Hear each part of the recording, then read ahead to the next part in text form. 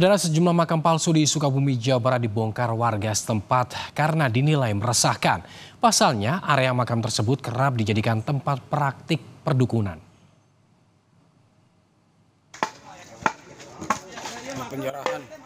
Warga ramai-ramai membongkar sejumlah makam palsu di Kampung Cibolang, Desa Citepus, Palabuhan Ratu, Kabupaten Sukabumi, Jawa Barat.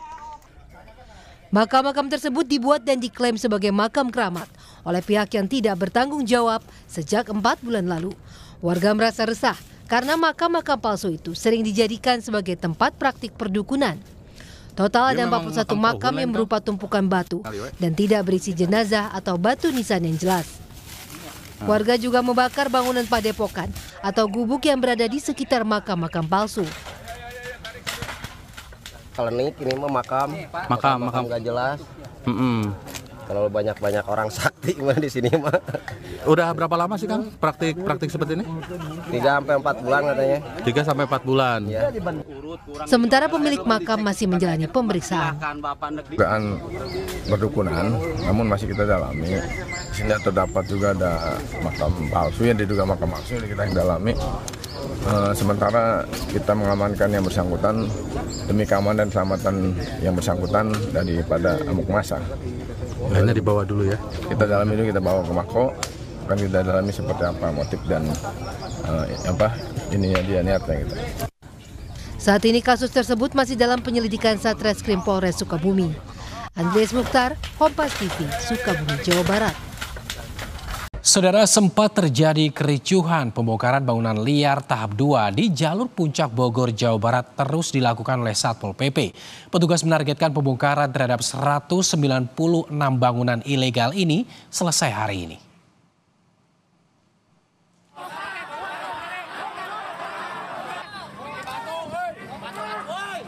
Para pedagang menghadang Satpol PP yang akan membongkar kios di jalur Puncak Kabupaten Bogor. Sebagian pedagang menilai pembongkaran ini tebang pilih lantaran ada satu restoran yang tidak dibongkar oleh petugas. Namun pemerintah Kota Bogor yang mengerahkan eskavator tetap membongkar 196 bangunan ilegal di kawasan jalur Puncak Bogor. Sebelum dilakukan pembongkaran, saudara, sebagian dari para pedagang memilih untuk membongkar sendiri bangunannya. Pembongkaran pasti ada penolakan kecil, ada Pak, karena ya tadi sebetulnya penolakan itu tidak usah terjadi. Karena apa? Ini sekali lagi saya pertegas, pemerintah Kabupaten Bogor bukan membongkar tapi menata, Pak.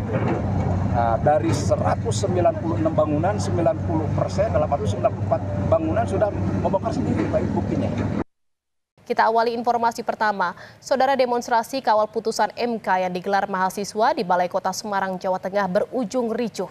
Akibatnya, sejumlah polisi dan mahasiswa terluka.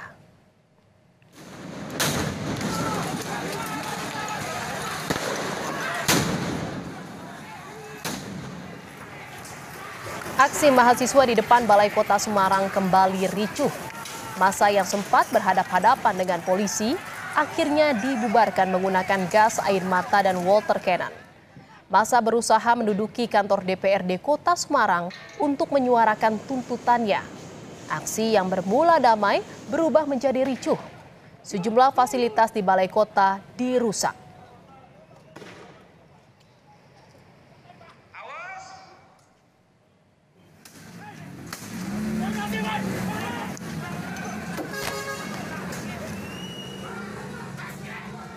Setelah kericuhan tak bisa dikendalikan, polisi menembakkan gas air mata untuk membubarkan massa. Massa berhamburan mengevakuasi diri ke salah satu pusat perbelanjaan. Ada pula mahasiswa yang dibawa ke rumah sakit terdekat menggunakan mobil ambulans yang sudah disiagakan.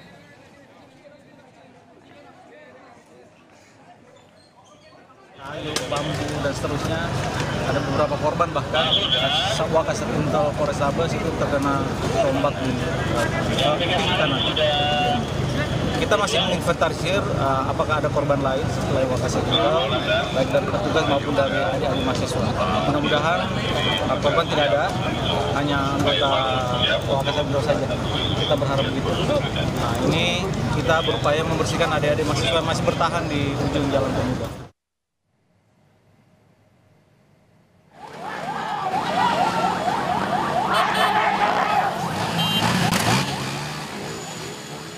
Di Makassar, saudara, unjuk rasa kawal putusan MK juga berakhir ricuh.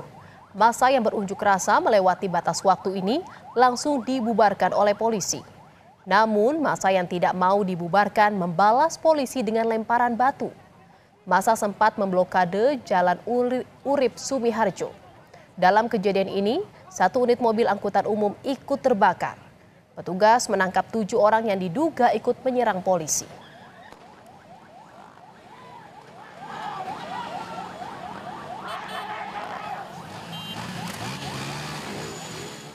Informasi pilihan berikutnya, saudara, pencuri bawa kabur motor polisi.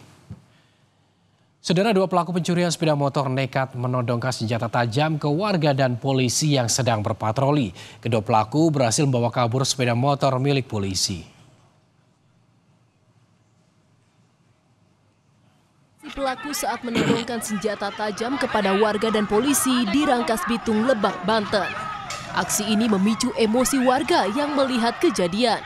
Warga pun mengepung pelaku. Bukannya pasrah, pelaku terus menodongkan senjata tajam. Pelaku pun berhasil kabur dengan membawa sepeda motor milik polisi dan meninggalkan motornya di lokasi. Sebelumnya pelaku yang terpergok oleh polisi yang sedang berpatroli telah melakukan pencurian sepeda motor. Saat dihentikan petugas, pelaku sempat melawan dan terlibat cekcok. Anggota Polsek Rangkas Bitung sedang berpatroli. Melihat ada pengendara sepeda motor berboncengan, ciri-cirinya identik dengan pelaku pencurian sepeda motor yang sehari sebelumnya terjadi. Lihat rame, akhirnya datanglah warga. Nah, datangnya warga, si pelaku ini bukannya jerah, malah dia ngamuk lah, membabi buta, sehingga ya melihat mungkin ada motor polisi yang dibawa oleh anggota tersebut kuncinya masih menempel, pelaku itu langsung mengendarai motor itu dan melarikan diri. Polsek Rangkas Bitung sedang melakukan pengejaran dan penyelidikan terhadap spesialis pencurian sepeda motor tersebut. Yuda Dwi Taruna, Kompas TV, Lebak, Banten. Berikutnya, saudara, konser di alun-alun Kota Bangkalan, Jawa Timur seketika berubah riuh setelah puluhan penonton kecopetan ponsel. Mereka pun berbondong-bondong mendatangi Mapolres Bangkalan untuk melapor.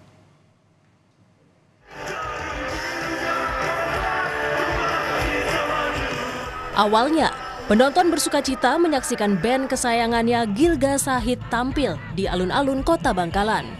Gegap gempita dan sorak-sorai mengiringi alunan musik. Namun suasana mendadak berubah riuh saat warga menangkap salah satu terduga pencopet.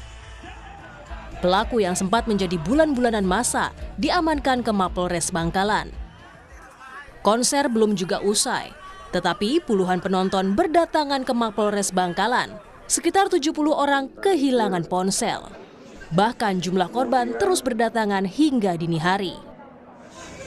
Ternyata sampai di Polres banyak rekan-rekan yang setelah selesai nonton konser kehilangan. Di antaranya sebagian besar kehilangan HP. Setelah diinventarisir, yang kehilangan kurang lebih ada 70 orang. Tapi sampai saat ini masih dilaksanakan pelayanan KSRKT. Mudah-mudahan bisa teratasi semua. Salah seorang penonton yang menjadi korban menyatakan baru sadar ponselnya juga hilang setelah ada penonton lain berteriak kecopetan. Mereka menduga pelaku berjumlah banyak.